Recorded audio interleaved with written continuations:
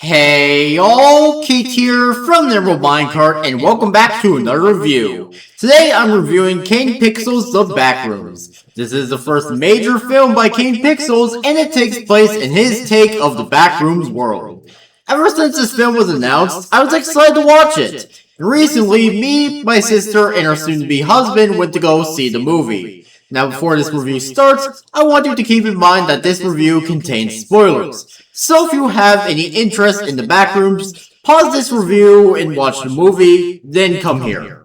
Also, if you're curious, you don't have to watch the original series by Kane Pixel to understand anything going on in this movie. All we'll do for you is just to make a surprise face and point at the screen when something from the series pops up. If you're curious, I did that a decent amount when watching this film. Anyways, on to the review. The pros, cons, and minis. First off, the pros. The soundtrack. The film itself mostly uses the music from the original series, but there is some new music in the movie that I quite like. There is this one song that plays in a lair scene where Mary is going through the back rooms, and then there is a song that plays in the end credits called The World Becomes Flesh, which is this odd but catchy atmospheric track. Next up is the found footage. Now obviously this movie was going to have found footage segments. It was seen in the trailer. The found footage segments are really good, with them being made in Blender, like all of the videos in the original Kane Pixel series. Next up is the creature design. If you are familiar with Kane Pixel's Backrooms series, you would know that the main monsters of the series are these weird-looking bacteria creatures. But they don't appear in this movie. Instead, these humans with distorted looks are the main threat? Kinda.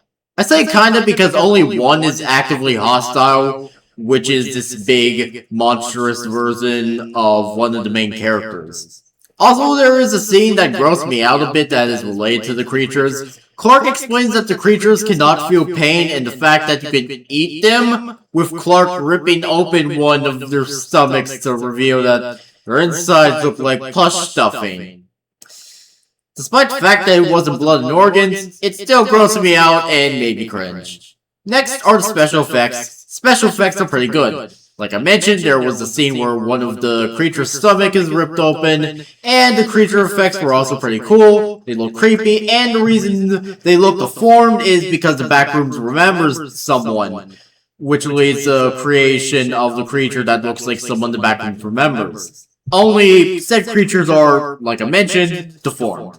Next up is Clark, one of the two main characters of the movie. In this movie, it is learned that Clark used to have a wife, but after an argument where he was drunk, he got kicked out of the house and seemingly lives in the furniture store that he owns. Later on in the movie, he goes a little cuckoo crazy and ends up knocking Mary out a little later after he finds her in the back rooms. Eventually, after Mary is able to convince him to let her go, the creature based off him comes into the room that they are in and kills Clark. I was surprised by this scene because I honestly thought that he would make it to the end of the movie. But no, he is killed off and he will never be able to truly heal from his issues.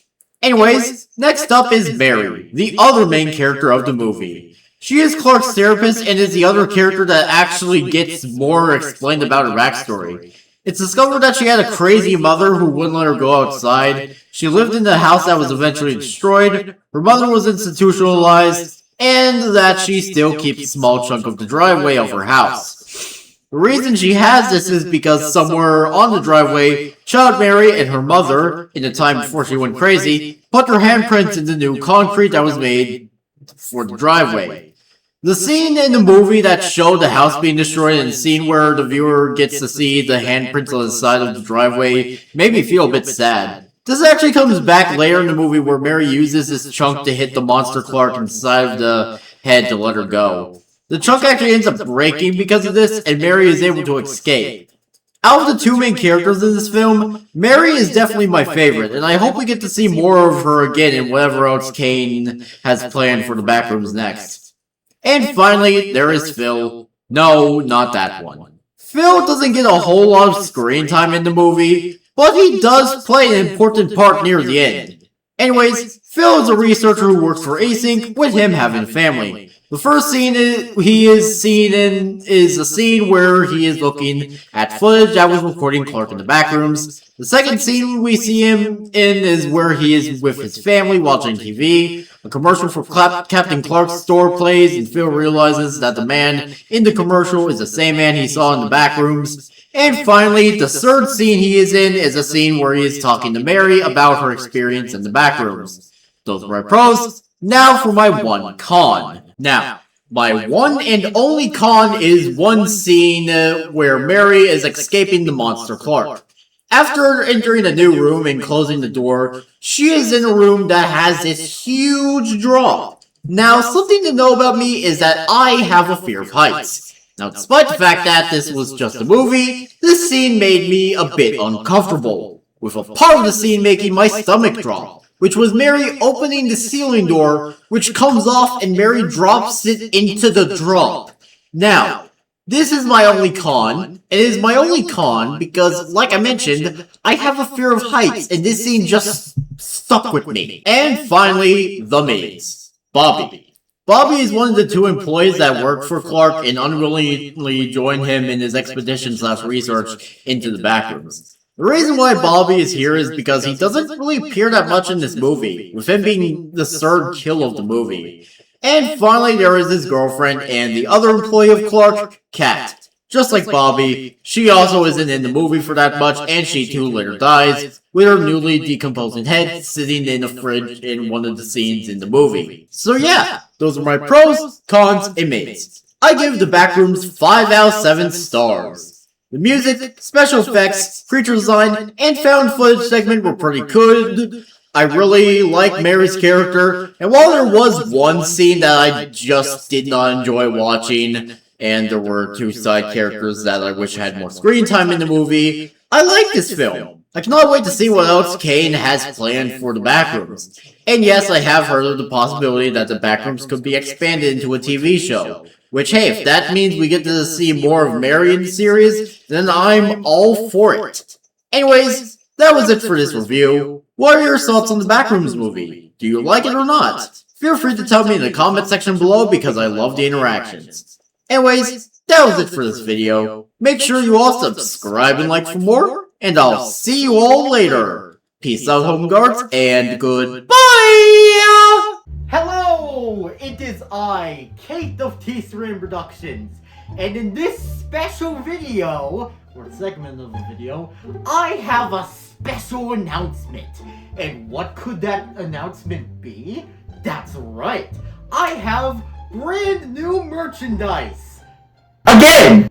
So, you're probably curious, Kate, what is this brand new merchandise that you have? Well, I have shirts, hoodies, stickers, a duffel bag, and button pins. Yeah, look how exciting that is. And I also have some epic mouse pads that will totally increase your gaming capability. Obviously, all this stuff was designed by me, yours truly, so, you know, because of that, there's a chance you might get bullied for wearing some of this merch. But that doesn't matter. That doesn't matter.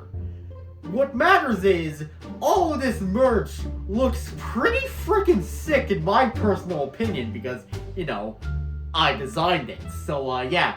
So, go down in the link in the description where you can buy my heckin' eepin' uppin' epic merchandise.